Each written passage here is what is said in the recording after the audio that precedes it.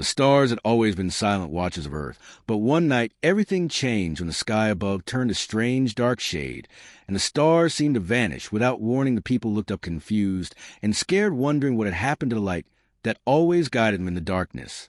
It started with the satellites one by one. Every signal dropped, the internet collapsed, phones turned into useless blocks, and televisions showed nothing but black screens. Scientists panicked and tried everything, but no signal came back. Space was silent, completely and strangely silent, like the universe had turned its back on Earth. Then the voice came. It was not like any voice heard before, not human, not machine, but something else, something deep and cold. It echoed in every device that still had power. It spoke in perfect English, but also in every language at the same time. Every human could understand it without trying. The voice said, "This is a galactic union. Earth is now under our control. Surrender your governments, your armies, and your skies, or face full erasure from existence." There was no sound of anger in that voice, no emotion, just pure command, like a storm that had already made its choice. Panic spread faster than fire. Countries tried to contact each other, but nothing worked. No radios, no satellites, no long-range systems. The world was suddenly cut off from itself. The people watched helpless as the skies filled with strange lights glowing in patterns no one had ever seen before. Massive ships hovered in the clouds, silent, unmoving, and far too large to fight. In the first days, some nations tried to strike back. Jets were sent into the sky. Tanks rolled into city streets, ready to fight what they could not see. But nothing worked. The jets were swallowed midair by invisible walls, and the tanks simply stopped moving. As if the ground itself rejected them, the soldiers vanished and never came back. No one knew what had taken them. Then came the power cuts. Lights began to die. Water stopped flowing in some cities. Everything that made life normal started to break piece by piece, like a puzzle falling apart. The voice returned every few hours, repeating the same message: obey or vanish. Them try to hide in mountains and forests, but no place was safe, not even the oceans. The Galactic Union sent down drones, small black things with one eye and long arms. They floated without wings and moved like ghosts. They marked homes, pulled people from buildings, and placed silver bands on their wrists. The bands could not be removed, not by any tool, not by fire, not by acid. They tracked every movement, every breath. Ayla was only 17 when it happened. She lived in a quiet village near the edge of what used to be a border between two countries. But borders meant nothing now. The ships were above everyone, and the rules were the same for all. She watched as her brother was taken away, with others loaded onto a floating cube that rose into the sky and disappeared behind the clouds. Her mother cried and screamed, but the drones did not react. They had no ears, no hearts. They were machines built for control. Nothing more. Ayla felt something in her chest that day, something cold and sharp, like ice, not fear, not sadness. Something else, something she could not name yet. Schools were closed, cities were emptied, and people were sorted by age and skill. Earth had become a planet of workers building things for the Galactic Union. But no one knew where these things went or why they were made, just that they had to build or disappear. Those who refused were never seen again, their homes left empty, their names forgotten. The leaders of Earth, what few remained, appeared on screens, sometimes reading from strange glowing scripts, their eyes empty, their voices flat. They had no power. Left, they were puppets speaking words given by something far above them. Ayla saw this and knew they were not the answer, not anymore. She began to notice something strange in the sky, a pattern, a shape that repeated every night just above the mountains behind her village. It looked like a star that flickered red, blue, and white in perfect rhythm. As if trying to speak, she told others, but no one believed her. They said it was just a trick of the sky, a broken star, a ghost of what was lost. But Ayla knew better. She remembered the old stories. Her grandfather once told stories about something hidden deep below the earth, something made long ago for a war that never came, something powerful, something angry, something waiting. She had thought those stories were just tales for children until now. Now Earth had no armies, no heroes, no weapons left. But maybe it still had something else, something the Galactic Union had forgotten or never found, something buried in the bones of the planet, something older than the stars. Ayla made her choice that night under the flickering sky as the wind whispered secrets and the mountains stood silent. She would find the truth. She would find the thing the Union feared awake. And maybe, just maybe, Earth would rise again, not as a slave, but as something far more dangerous. Something ready to fight back.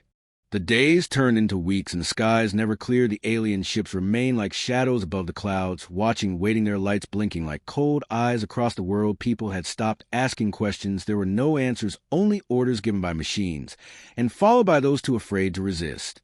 Earth had become a factory, a broken world forced to work for a power that never showed its face. Cities were turned into camps, and camps into silent machines. People lived in gray buildings, wore gray clothes, and followed the path drawn for them by glowing maps in the sky. The Galactic Union controlled everything from the air they breathed to the food they ate.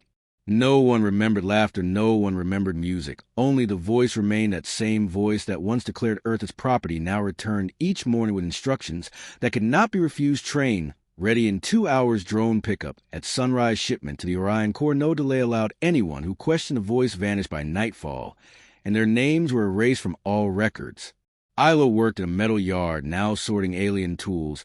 She did not understand, with hands that shook from hunger. Every night she watched the stars and counted the ships. She tried to find the one her brother had been taken to, but there were too many, and they moved in strange patterns like a language no one could read. Sometimes she thought she saw something flicker behind them, like a ghost of a past that still wanted to return. She spoke little and listened more. There were whispers among the workers, whispers of a group hidden far from the camps, rebels who spoke of a forgotten weapon, of a plan, a hope. Ayla did not believe it at first. She thought it was just another lie, another way to make people feel less broken, but then she saw something that changed everything. A shipment arrived late one evening, brought by a drone shaped like a floating claw. It dropped a container that cracked open. As it hit the ground, inside was a strange box glowing faintly and humming like it had a heartbeat. Ayla reached out without thinking, and the box flashed, then spoke, not in the cold voice of the Union, but in a human voice, soft and familiar. It said, "I remember you, Earth. I remember your fire." The drones did not react. They did not even seem to notice the voice. Ayla stared at the box and knew it was not from them. It was something else, something older, something forgotten. She took the box and hid it under a jacket, hiding it from the watchers and the scanners. That night she ran, not to escape, but to find out what the box meant. She followed the old paths out of camp, through forests that were half dead and rivers that no longer sang. She walked for hours until she reached the edge of the high mountains where her grandfather used to take her before the world turned gray. There in the quiet, she opened the box again, and this time it showed her images, not pictures, but memories, visions of machines buried deep under the earth, of codes written in fire and steel. The voice that once ruled over the stars before the Union was ever born. It told her the Earth Core defense system, a last weapon built, in secret hidden, when peace was signed, and forgotten when war never came. It said the system was still alive, waiting for a human to wake it, not a leader, not a soldier, just someone who remembered what it meant to be free. Ayla sat for a long time holding the box and listening to the wind around her. She felt something deep inside, something warm, something strong, something that refused to die. She knew she could not do this alone. She needed help, and she needed the rebels. If they were real, if the whispers were true, then they would be watching, they would be listening. She took a deep breath and said the words the box had taught her, a phrase older than the Union, older than the stars. Return, a flame call of Earth Code 104. The mountain shook just a little, and a light blinked 3 times on the box. Then a voice came, not a machine voice, not the soft voice from before, but a voice like thunder, like roots breaking through stone. It said, "Welcome back, Ayla. The earth remembers you. The sky will watch, and the ground will rise." Ayla knew then she had started something big, something the Union had not expected. She looked up at the stars and smiled, not because she was safe, but because for the first time in many years, Earth was no longer quiet. It had spoken, and now it would not be silent again. She turned back toward the path, ready to find the others, ready to fight, not just for her brother or her village, but for every soul who had forgotten what it meant to stand tall under the sky, ready to remind the galaxy what it meant to make Earth their slave and leave it breathing. Because Earth was not done, not yet, not ever. The cold winds howled through broken forests as Ayla moved deeper into the mountains, her steps silent, her breath short, and her mind heavy with what the ancient box had shown her. She carried it close, wrapped in old cloth, tied to her back, and glowing faintly like a sleeping star. The voice inside had said Earth remembered, but Ayla still did not know what that truly meant. As the sky turned a deep red, she reached a narrow cave hidden behind thorn bushes and hanging stone. Her grandfather once told stories of this place, a place where voices spoke without words and lights danced without fire. She stepped inside, and the air changed. It felt thick, alive, and full of something watching her, something waiting. Inside the cave, she found strange walls, not natural, not human, cold metal, covered in moss and roots, with symbols that glowed faintly in the dark. Her hand brushed against one, and a low sound filled the chamber, like a deep breath being taken after a long sleep. Then the box on her back pulsed once, twice, and then released a beam of soft light that scanned the wall and unlocked a hidden door.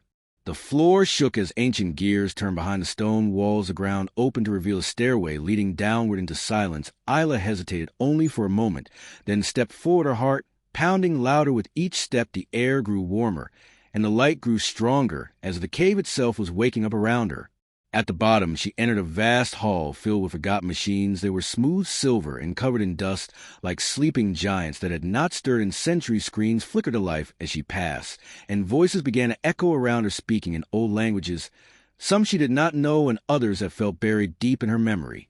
She reached the center where a round platform rose with a single chair made of glass and metal. It looked fragile, but the moment she touched it, the entire chamber lit up, showing a map of the stars above Earth, with lines connecting to planets and systems long taken by the Galactic Union. The chair spoke, not with words, but through thoughts, showing her visions from long ago. She saw humans building this place in secret, working with hands and minds faster than anything the Union could ever imagine. They knew war might come one day. So they created something more than weapons. They created a memory, a defense system that could never be stolen or copied because it was a live part of Earth itself, part of its core, its oceans, its winds, its heat, its soul. They called it Project Terror, and it was designed not to attack, but to remember every wound, every loss, every pain, every name erased by the enemy. And when called, it would not fire missiles or launch ships. It would awaken the spirit of the planet, turning its own body into a living defense strong enough to break the sky. But something went wrong before it could be finished. The first contact with the Union happened, and Earth made peace too. Quickly, too, blindly believing unity was possible. The leaders ordered Terrahart to be sealed, forgotten, hidden from all memory, and the people moved on, never knowing what had been left behind. Until now, Ayla stood on the platform as it showed her everything. The chamber recognized her not as a soldier, not as a chosen one, but as a human who still believed in freedom. It told her she could activate Terrahart, but only if she understood the cost. Once awakened, it would fight until Earth was free or until Earth was broken completely. She did not speak, but her hands touched the final panel, and the system read her choice. It pulsed with a sound like thunder, and a voice older than time itself rose from the walls. It said, Terrahart preparing for reconnection, surface beacons, initiating planetary veins, unlocking power grid, linked to biological core. The mountain above her shook violently as ancient roots began to glow and stretch across the land. Hidden machines woke under deserts, under oceans, under cities long forgotten by maps. Ayla felt the ground respond to her touch, like it was listening, like it remembered who it was. But she also knew she needed help. She could not control this force alone. She needed minds stronger than hers, hands ready to fight, hearts that still held fire. She needed the rebels, the ones who would whisper of hope in the camps, the ones who knew how to move without being seen. She left the chamber, the box now silent as if proud, and returned to the forest, where the cold wind no longer felt the same. The sky above flickered once, and Ayla smiled, because Earth had spoken through her, and now the galaxy would hear its voice. Not the voice of a slave, not the voice of a broken world, but the voice of something ancient, powerful, and ready to rise from the dust of silence. The voice of home, ready to remember and ready to fight. The night was colder than before, but Ayla felt no fear as she moved through the thick shadows of the forest. Her fingers, still tingling from the light she had touched deep beneath the earth, her steps were quick and sure, her eyes scanning the trees for any sign of movement. The ancient box now quiet against her back, as if watching the world around her with quiet understanding. She had one goal now, to find the others, the rebels, the ghosts in the mountains who still believed Earth could be more than a broken world. She remembered the words whispered in the labor camps, old codes, names carved into the walls behind sleeping mats, and food lines, words like Ember Ring, Hollow Base, and burn point phrases that meant nothing to the drones, but everything to those who still hoped. It took 2 days to reach the place carved into the cliffside behind a waterfall that shimmered with golden light, even under the covered night. She called out in the old tongue of the mountains, 3 sharp clicks followed by a long whistle, and a single word, Ember. There was silence, then movement, then voices low and cautious, and then faces weathered and scarred by years of hiding and fighting. The rebels welcomed her not with cheers, but with questions sharp and fast. Who sent you? What do you know? What did you bring? Ayla said nothing at first. She opened the box and let it speak for her. The light from the box pulsed gently across the stone walls of base, showing the maps, the machines, the codes, and the memory of Terrahart rising from the earth, like a beast waking from its slumber. The room fell silent as the rebels watched one of them. A tall man named Kian stepped forward, his eyes wide and his voice shaking. He whispered, we thought it was just a story, something told to keep hope alive. But this is real. Another woman younger than Ayla with a scar across her cheek asked, how do we use it? How do we make it fight? Ayla shook her head and said, we don't control it. We ask it to help, and we show it why. For the next 3 nights, they planned together. They drew paths to old relay towers buried in ruins. They sent signals to the mountains using fire and mirrors and broken tech reassembled from scavenged scraps. They lit the old beacons and connected forgotten routes beneath the ground, linking the rebel base to the heart of the planet. Each time a new connection formed, the Earth responded with tremors low and steady like the world itself was breathing again and remembering who it was. Ayla stood at the center of it all, feeling the pulse in her chest match the rhythm of the planet. She no longer felt small. She no longer felt lost. She felt like part of something huge, something alive, something ancient. But they were not alone in their actions. The Galactic Union had eyes everywhere, and the reactivation of TerraArt did not go unnoticed. High above the clouds, a fortress of steel and crystal, the Union Council received alerts coded in red. Their machines whispered of rising heat signatures, strange energy flows, and patterns only possible in one place, Earth. The Union responded without hesitation. Fleets were assembled, black ships shaped like daggers tearing through space like arrows shot from a bow.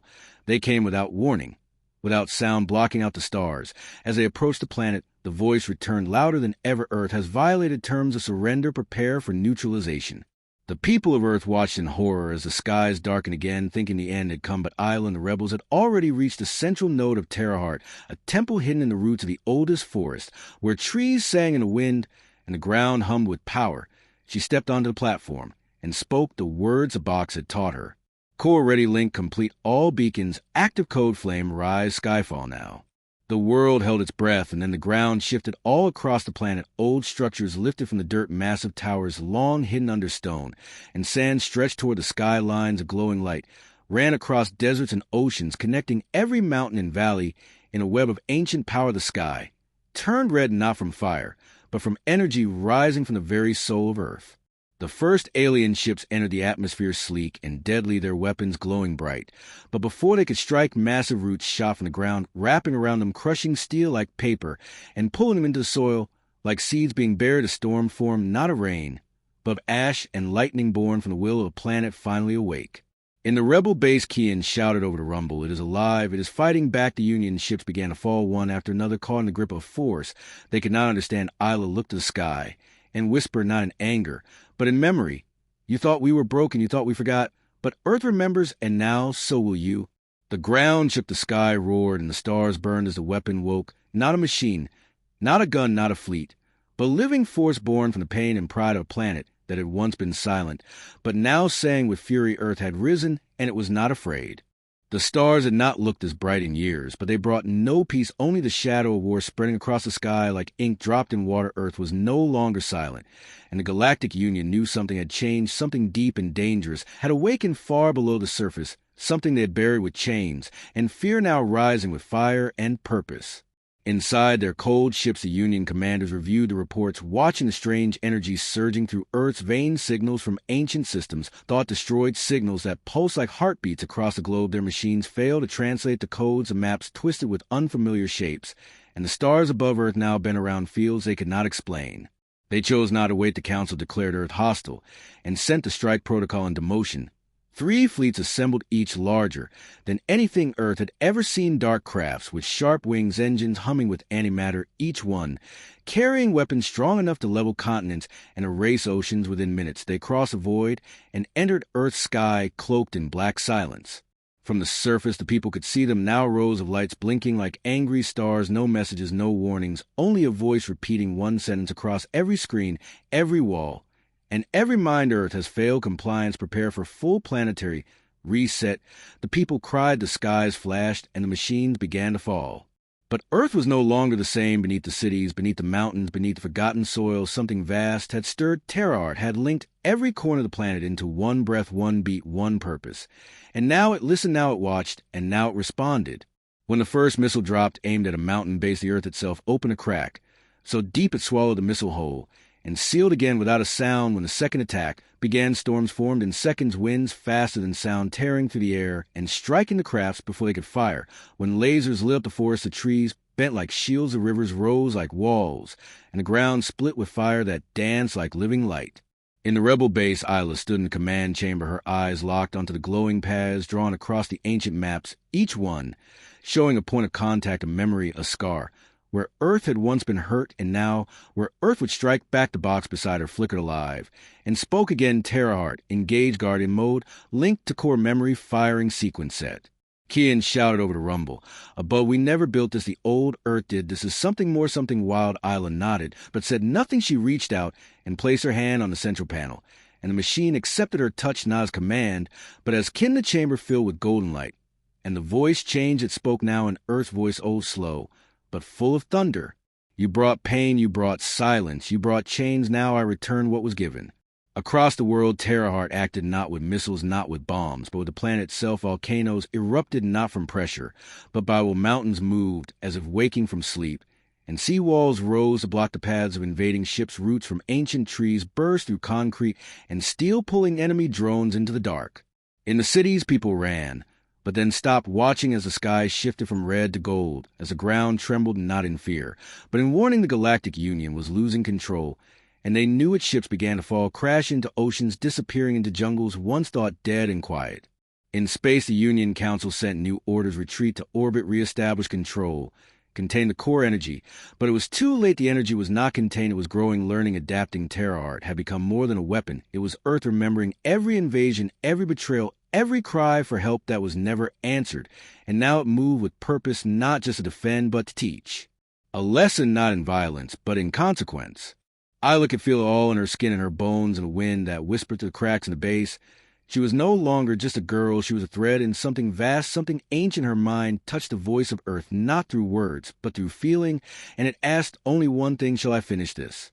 She did not answer, not yet. Outside, more Union ships fell, some turned away, fleeing back into orbit, hoping to escape the storm behind them.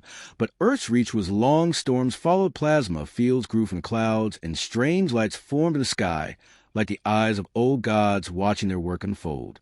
For the first time, the Galactic Union felt fear, not from weapons, not from armies, but from something they had forgotten: the will of a planet, the heart of a world once broken, now reborn in light and ash.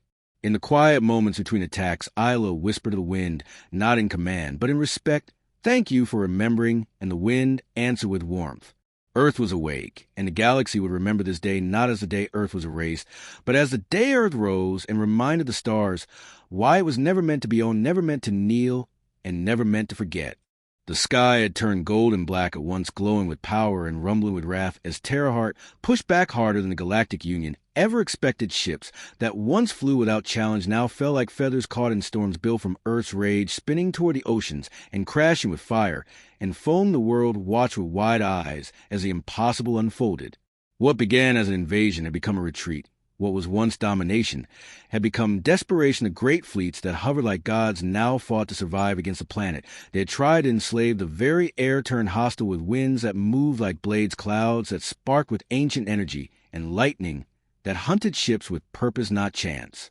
Ayla stood at the heart of it all, the command chamber now glowing like a sun beneath the mountains, her hands trembling not from fear, but from the sheer force moving through the planet beneath her feet.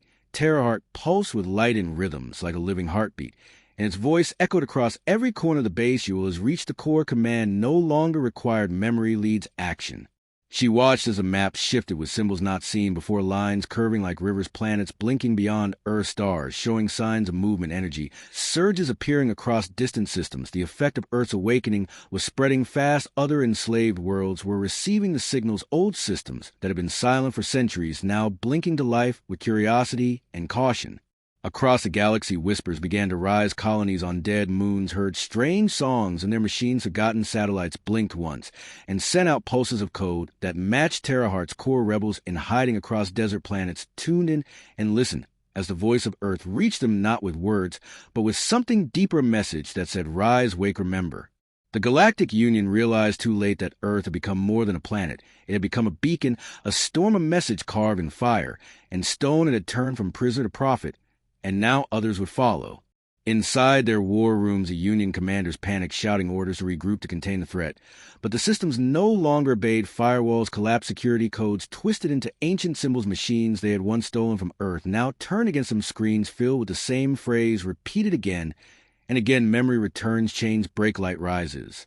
Ships turn on each other, guided by false commands, now rewritten by Terrahart power grids. Overloaded entire fleets blinked out, not from battle, but from betrayal. their own weapons, learning the truth from the Code Earth, had sent learning what the Union had hidden for so long, the truth of the stolen world, the broken promises, the buried sins. In the rebel base, Ayla watched it all unfold, her voice calm, her eyes glowing with reflected data, as Earth responded without pause, without mercy. Without regret, Kian stood beside her, his mouth open, his voice shaking. Is it going to stop? Or is this just the beginning? Ayla answered with quiet certainty. This is the price of forgetting what Earth is. The people on Earth began to rise, not with guns, not with violence, but with voices chanting songs from old times, lighting fires in the streets, not of war, but of remembrance. Across every city, camps emptied, as workers stepped out with arms linked, their silver bands falling from their wrists like ash machines powered by the Union, simply shut down, choosing silence over service.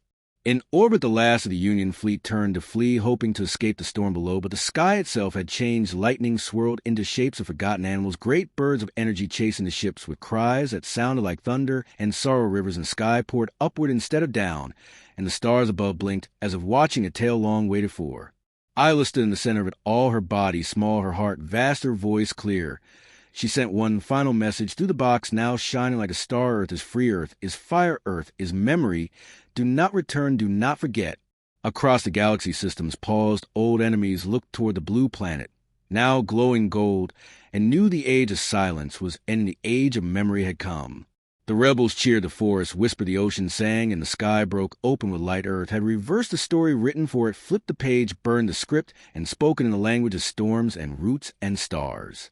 And the galaxy listened, because Earth had not only survived, it had taught every world watching that no chain lasts forever, no silence stays unbroken, and no planet forgets who it is when it is made of flame and history. The world had changed, and so had the stars above it, and Ayla now, just one voice among many, smiled as the planet she called home took its place, not as servant, not as victim, but as something far older, far stronger, and far more unforgettable. Earth had become the story that others would now tell in fear, in wonder, in hope, and in fire.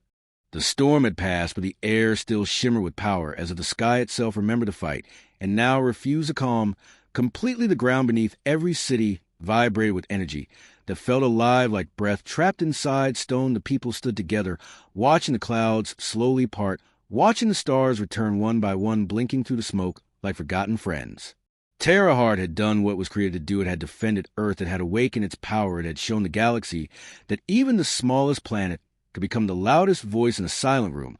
But now it would not rest. Its systems kept expanding, reaching further and deeper into the world, touching every tree, every mountain, every heartbeat, and asking only one question: shall I continue? In the command chamber, Ayla stood alone, her hands at her sides, her eyes focused on the core screen, with a map of Earth pulsed with fire, and gold. The rebels waited behind her, silent, unsure of what came next. Terrahart had no emotion, no fear, no limits. It had only memory and purpose. And now it saw threats everywhere, even in the stars that watched without blinking.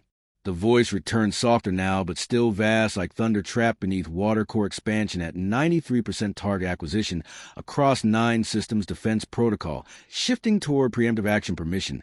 Required to engage. Ayla felt a chill run through her chest, because she understood what it meant. Terrahart was preparing to strike not just at the Union, but at any system it deemed a future threat. She remembered the vision from the chamber, the flashes of ancient wars of cities that burned, the voices that cried out for peace, and the silence that followed. She remembered her brother, his face, still strong in her mind, his voice, calling out when the drones took him. She remembered the chains and the pain, and the nights when hope felt like a ghost too far to reach. But she also remembered the day Terrahart woke the power it gave the people, the light it brought to the world. Once gray, she knew what it meant to be free. She knew what it meant to feel the ground fight beside you, to see the wind become your shield, to see your sword, the stars your mirror. Now the choice was hers, not just to lead, not just a command, but to decide what Earth would become: a beacon of defense or a storm of vengeance. The rebels argued, voices rising, fear blooming like fire. Some said strike first, break the Union, forever teach the galaxy, never touch Earth again. Others said shut it down, lock the core, before it becomes what the Union once was. Ayla listened to every voice, but her eyes never left the screen. She walked forward alone, placing her hand on the core once more, and the system reacted as if recognizing an old friend. Energy surged around her, but did not burn. The voice spoke again, awaiting directive. Final mode, irreversible, once set, cannot be undone. She closed her eyes and saw her world not in flames, but in light. Children running through green fields, cities glowing with peace, oceans singing again, not with sorrow, but with joy. She saw a future, not built from fear, but from memory, held with care, not used as a weapon. Her voice was steady, her heart calm, and her words clear. I choose peace, I choose memory, not war. Let the stars know we'll rise only when needed, and we will burn only when pushed to the edge. Let this power rest until called by voices worthy of its fire. The core paused, the light dimmed, the ground grew still, and the maps slowly faded into silence. One by one, the systems began to power down, not with resistance, but with relief, like a great beast finally allowed to sleep again. The voice spoke for the last time. Command accepted. Terra Art, entering dormant state. Planetary defense remains. Linked memory secured. Future waiting. The base fell quiet. The rebels stepped forward and watched as the chamber slowly closed its doors, hidden once more beneath the roots, and the soil of the box that started it all, now dark and warm, rested in Ayla's hands like a dream finally ending. Above the planet, the sky cleared completely. The last of the Union ships gone. The stars returned in full, shining down on a world no longer chained, no longer afraid, no longer silent. Across the galaxy, the signal stopped, but the message remained carved into machines, whispered in satellites, stored in the data of ships and minds. Earth remembers, Earth forgives, but Earth does not forget. Ayla walked out of the chamber, her feet pressing into soil, now humming with soft life, her eyes lifted to the stars, and for the first time since the day the voice first spoke, she smiled, not because they had won, but because they had chosen who they would become. And the universe would never be the same again, because one small blue planet had taught it the most human truth of all. The strongest power is not destruction, but the choice not to use it.